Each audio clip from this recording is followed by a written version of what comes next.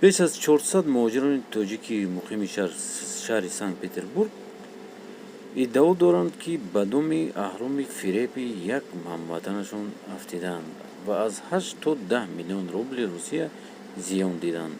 سلام بینندگان خبر تیجی، لایک موندن رو فراموش نکنید و به کانال ما ابونه شوید. به گفته مهاجران تاجیک محمود عبدالرحمن جوان 29 ساله زاده شهر وحدت تاجیکستان در شهر سنت پتربورگ به پیش از 400 نفر چیپته ظهیران قلبکی هواپیما فروخته است.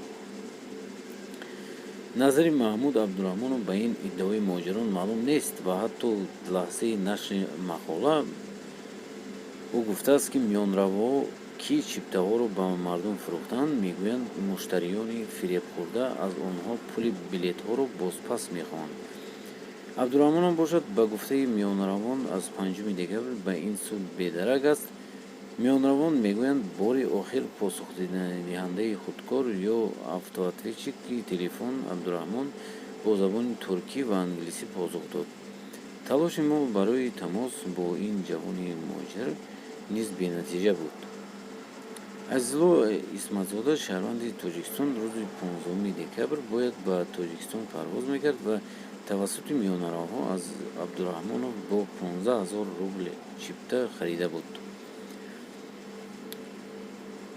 او در صحبت پاسخ داده است که وقتی پول را داد میانرا به او وعده داد که 3 روز پیش از پرواز چیپته الکترونی را برایش دسترس میکند.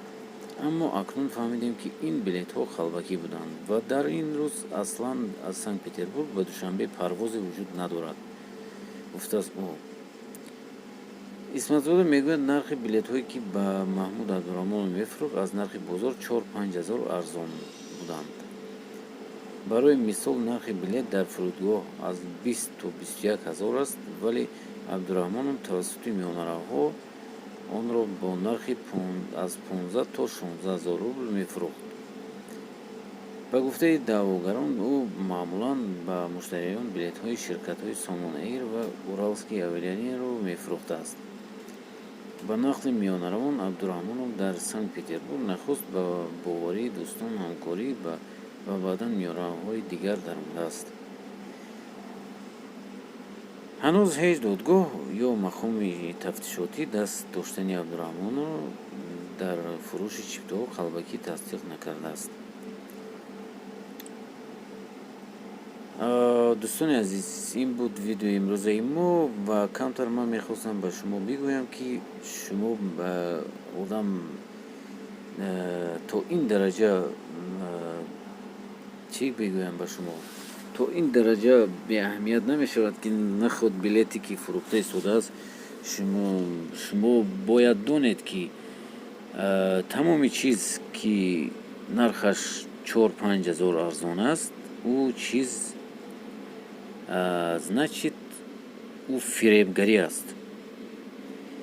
برای همون دوستان عزیز از یک اونجا بلیت نخرید، بلیت تنها رفته از چیپته فروش های همون اهرپورت یا که از همون آفیس های روسیه خود روسیه بخرید و باور نکنید و در کوچه ها در بچه هایی که بلیت میفروشند و چیزی نمیفروشند باور نکنید.